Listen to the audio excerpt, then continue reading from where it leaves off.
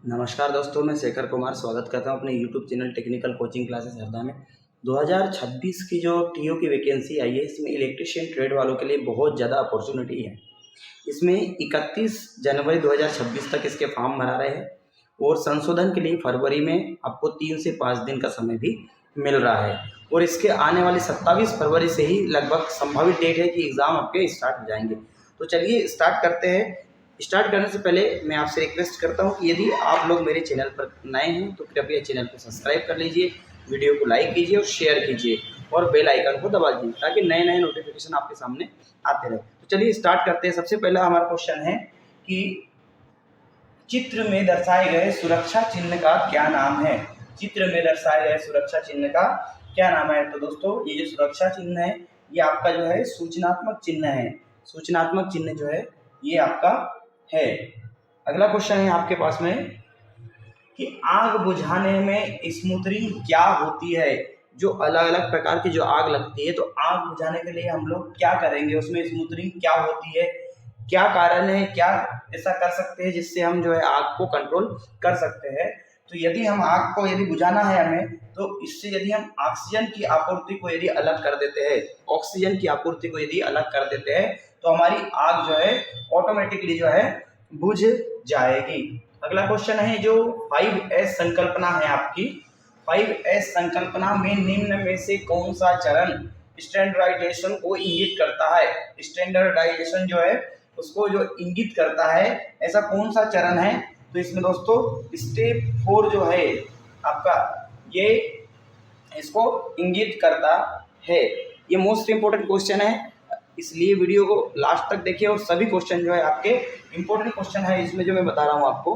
अगला क्वेश्चन हमारे पास में है कि कौन से प्लायर का उपयोग तार के हुक और लूप बनाने में होता है। कौन से प्लायर का यूज जो है तार के हुक या लूप बनाने में करते हैं। तो इसमें जो आपका राउंड नोज प्लायर है, इसका यूज जो है तार के हुक को बनाने में करते हैं और इसके द्वारा जो है हम लूप को भी आसानी से बना सकते हैं। अगला जो है पिंसर का उपयोग। पिंसर का जो उपयोग है वो क्या है, इसमें से उपयोग, तो लकड़ी में से यदि पिन और कील यदि निकालना है तो हम क्या करेंगे, पिंसर का यूज करते हैं। पिंसर आपने देखा होगा कुछ इस तरीके से जो होते हैं, इस तरीके से इसकी आकृति होती है और है ना, इसमें जो है यहाँ पर जो है इस तरीके से बने होते हैं अंदर की ओर, उसको आसानी से आप जो है मतलब इस तरीके से नोक रहती है एक तरीके से, ये नोक के द्वारा जो आप कील को पकड़ के आसानी से निकाल सकते हैं। तो जो पिंसर है, पिंसर का यूज लकड़ी से पिन निकालने में किया जाता है। अगला जो क्वेश्चन है अपना, सुरक्षा संकेत श्रेणी में चेतावनी संकेतों का बैकग्राउंड कलर क्या होता है। सुरक्षा संकेत चिन्हों में चेतावनी संकेत का जो बैकग्राउंड होता है वो कौन सा होता है। तो आपका जो येलो कलर है ये आपके जो बैकग्राउंड है उसमें होता है। येलो कलर से जो है आप बैकग्राउंड सुरक्षा चिन्ह से आपको बता दूं कि एक क्वेश्चन 100% सुरक्षा चिन्ह से भी आएगा। अगला क्वेश्चन है आपके पास कि अपशिष्ट निपटान की वह कौन सी विधि है जो ऊष्मा उत्पन्न करती है। अपशिष्ट निपटान की कौन सी विधि जो ऊष्मा उत्पन्न करती है। तो जो भस्मीकरण है, भस्मीकरण के द्वारा जो है ऊष्मा को जो है उत्पन्न किया जाता है। अगला क्वेश्चन है दोस्तों हमारे सामने कि अपशिष्ट के निपटान की कौन सी बहुत अधिक ऊर्जा बचाती, मतलब ऐसी कौन सी विधि है जो बहुत अधिक ऊर्जा जो है वो बचाती है, बहुत अधिक ऊर्जा बचाती है। तो हमारे जो रिसाइकलिंग है, रिसाइकलिंग जो है बहुत अधिक ऊर्जा जो है वो बचाती है। यदि हम इसका यूज कर लेते हैं तो हमारे पास में जो है ऊर्जा बहुत अधिक बचेगी। अगला क्वेश्चन जो है आपके सामने है कि चित्र में दिखाए गए उपकरण का क्या नाम है। मैं बहुत शॉर्ट में वीडियो बना रहा हूँ ताकि मुझे अधिक से अधिक वीडियो बनाकर आपको ये 1 महीने के अंदर जो है टीओ के एग्जाम के लिए फाइनली तैयारी करवानी है ना।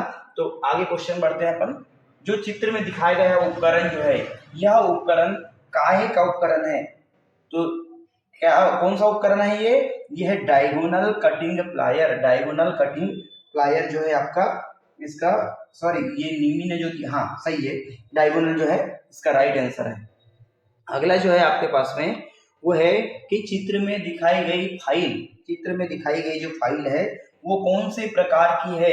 इसमें इस तरीके से जो आकृति बनी है, तो ये जो है रेस कट फाइल के अंतर्गत आती है दोस्तों। रेस्प कट फाइल मतलब इसका A1 जो है आपका राइट आंसर हो जाएगा। अगला क्वेश्चन है दोस्तों आपके सामने कि चित्र में दिखाए गए ड्रिल बीट का क्या नाम है। चित्र में दिखाए गए जो ड्रिल बीट है आपका उसका क्या नाम है। तो इसका जो है ये टेपर शैंक बीट जो है वो कहलाती है। टेपर शैंक जो बीट होती है वो कहलाती है। अगला क्वेश्चन जो है आपका वह है टेनन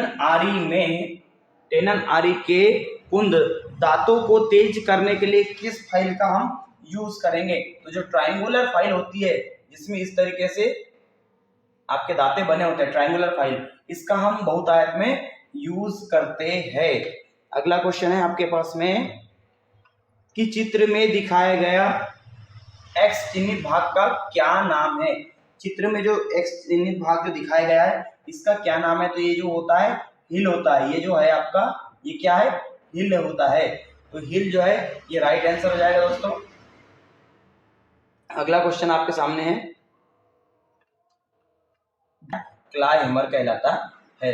क्लाई हैमर है ना, क्या बताओगे, क्लाई हैमर। इस तरीके से जो आपके फाइनली जो हैमर बनती है ये हैमर क्लाई हैमर। यदि यहाँ पर मान लो आपका ये ना आते हुए यदि इस टाइप से एक क्वेश्चन इसका ये भी आता है ये कौन सा हैमर है, तो जो जिसके ऊपर जो बॉल रहती है ये बॉल पिन हैमर कहलाता है ना। तो जो चित्र में दिखाया गया है ये कौन सा हैमर है दोस्तों, क्ला हैमर। क्ला हैमर हमारा राइट आंसर हो जाएगा। अगला क्वेश्चन है आपके पास में ये अभी मैं बात ही कर रहा था, चित्र में दिखाया गया उपकरण कौन सा उपकरण है। तो ये कौन सा है, ये आपका है, अब बताइए इसमें ऑप्शन कौन से प्रकार हिंदी में गलत लिखा है। एक्चुअल में ये जो बॉल दिख रही है आपको ये बॉल पिन हैमर है। क्यों, आपको कभी कभी ऐसा भी होता है कि हिंदी में हमारे क्वेश्चन गलत दिए हुए होते हैं, इसलिए इंग्लिश की जो लैंग्वेज है वही मान्य करता है एग्जाम भी, इसलिए इंग्लिश लैंग्वेज को जरूर एक बार पढ़ना। तो ये फाइनली क्या हमारी बॉल पिन हैमर है। स्ट्रेट पिन हैमर में जो होगी यहाँ की पिन जो होगी आपकी इस तरीके से स्ट्रेट होती है, लेकिन ये स्ट्रेट पिन हैमर नहीं है। स्ट्रेट पिन इस तरीके से आती है ना। तो ये जो हैमर है हमारी कौन सी हैमर है दोस्तों, बॉल पिन हैमर। अगला कंपन वाइब्रेशन। वाइब्रेशन 100% जो है आपका शारीरिक खतरा होगा। वाइब्रेशन जो होगा क्या होगा, आपका शारीरिक खतरा होगा। इसके बाद अगला क्वेश्चन अपना आता है कि विद्युत उपकरण में लगी आग, विद्युत उपकरण में लगी आग या आग लगने पर किस प्रकार के अग्निशामक का उपयोग करेंगे। तो जो हेलॉन प्रकार का जो होता है वो विद्युत उपकरण में यदि आग लगती है या विद्युत उपकरण जो भी आपके रहेंगे जितने भी इंस्ट्रूमेंट रहेंगे यदि इसमें आग लगती है तो हेलॉन प्रकार का जो है आपका आप अग्निशामक यंत्र यूज करोगे। अगला जो है आपका वो आता है क्या कि चित्र में दिखाए गए उपकरण का क्या नाम है। मैंने अभी थोड़ी देर पहले बताया था, यदि आप पहचान जाओ तो बहुत अच्छा है। क्या है, हाँ वेरी गुड, पिंसर जो है इसका फाइनली सही आंसर है। पिंसर जो अभी थोड़ी देर पहले मैंने बताया था जो जनरली कील वगैरह को निकालने के लिए काम में लाया जाता है। यदि हम इसका यूज कर रहे हैं तो क्या करना चाहिए, सबसे पहले हमको क्या करना चाहिए, खींचना चाहिए, फिर निशाना लगाना चाहिए, फिर दबाना चाहिए, फिर घुमाना। मतलब इसका फाइनली आंसर जो आपका पहला वाला आंसर इसका फाइनली आंसर होगा। पहले हम खींचेंगे, खींचने के बाद में निशाना लगाएंगे जहां निशाना लगाना है बंदूक के जैसा। उसके बाद में हम क्या करेंगे, दबाएंगे और दबाने के बाद उसको घुमाएंगे ताकि जहां जहां आग लगेगी आसानी से हमारी बुझ जाए। अगला क्वेश्चन है हमारे सामने कि धुएं से सुरक्षा के लिए किस व्यक्तिगत सुरक्षा उपकरण का उपयोग किया जाता है। धुएं से सुरक्षा के लिए, धुएं से सुरक्षा के लिए जो है हम किस प्रकार के अग्निशामक यंत्र का उपयोग करेंगे। तो कौन से प्रकार का अग्निशामक यंत्र का यूज करेंगे भाई, जल्दी से बताओ। इसमें धुएं से बचाने के लिए हम कौन सा करेंगे, श्वास यंत्र। श्वास यंत्र का हम इसमें यूज करेंगे। श्वास यंत्र का जो है फाइनली हम पर पीड़ित को कौन सी श्वसन की विधि जो है अपनाएंगे, कौन सी श्वसन की विधि अपनाएंगे, तो मुंह से मुंह जो विधि है हम माउथ टू माउथ मेथड जो है उसका यूज करते हैं। माउथ से माउथ है ना, जनरली यही विधि हमको अपनानी भी चाहिए। अगला है बैक्टीरिया के कारण किस प्रकार का व्यावसायिक स्वास्थ्य खतरा संक्रमण का कारण बनता है। मतलब यदि बैक्टीरिया है तो उसके कारण किस प्रकार का व्यावसायिक स्वास्थ्य खतरा संक्रमण का कारण बनता है संक्रमण का कारण, तो क्या होगा इलेक्ट्रिकल हैजार्ड जो होगा इसका राइट आंसर होगा दोस्तों। इलेक्ट्रिकल हैजार्ड जो है इसका राइट आंसर होगा। अगला क्वेश्चन है आपके पास में कि सिर पर चोट लग जाए, सिर पर चोट लगने और मृत्यु के जोखिम वाले पीड़ित के लिए स्वर्णिम समय कौन सा होता है? तो लास्ट के जो मतलब जो 30 मिनट होते हैं फर्स्ट के, ये हमारे लिए बहुत ज्यादा इंपॉर्टेंट होते हैं दोस्तों। तो क्या आ जाएगा इसका राइट आंसर? फर्स्ट के 30 मिनट जो है वो इसके लिए फाइनली रहेंगे और बहुत ज्यादा स्वर्णिम अवसर प्रदान करेंगे। अगला क्वेश्चन जो है आपका स्क्रीन पर है कि पीड़ित की किस स्थिति को कोमा अवस्था कहा जाता है? जब वो बेहोश लेकिन बुलाने पर जवाब दे सकता है, या होश में लेकिन बुलाने पर जवाब नहीं दे सकता है, श्वास लेना और बुलाने पर जवाब देना, या पूरी तरह से बेहोश होकर लेटना और बुलाने पर जवाब ना देना। बुलाने पर जवाब ना देना मतलब पूरी तरह से जो है बेहोश होकर लेट जाए और बुलाने पर भी जवाब नहीं दे, ये स्थिति इसकी कोमा की स्थिति कहलाएगी। अगला क्वेश्चन आपके पास पीपीई की गुणवत्ता के लिए किन मानदंडों को पूरा किया जाना चाहिए? या खतरों का सामना करने में सक्षम होना चाहिए, लंबे समय तक इस्तेमाल नहीं किया जा सकता, या गैर मानक सामग्री से बना हो, या कम लागत। तो इसका सबसे ये क्या आएगा? पहला आंसर हो जाएगा कि ये खतरे का सामना करने में सक्षम होना चाहिए, पीपीई है ना, पर्सनल प्रोटेक्टिव इक्विपमेंट जो होता है वो होता है। अगला जो है आपका 27वें नंबर का क्वेश्चन, मानक वायर गेज के तार में आकार को मापने की समय सीमा क्या है? आकार को मापने की संभावित सीमा क्या है? तो कितने होने चाहिए? 0 से 36 जो होती है इसकी लिमिट होती है ना। अगला क्वेश्चन जो है आपके पास में वो है कि चित्र में दिखाया गया ज्वाइंट कौन सा ज्वाइंट है? चित्र में जो दिखाया गया ज्वाइंट हमारा कौन सा ज्वाइंट है? तो ये कौन सा हो जाएगा? Noted tape joint. Noted tape joint जो है इसका राइट आंसर होगा दोस्तों।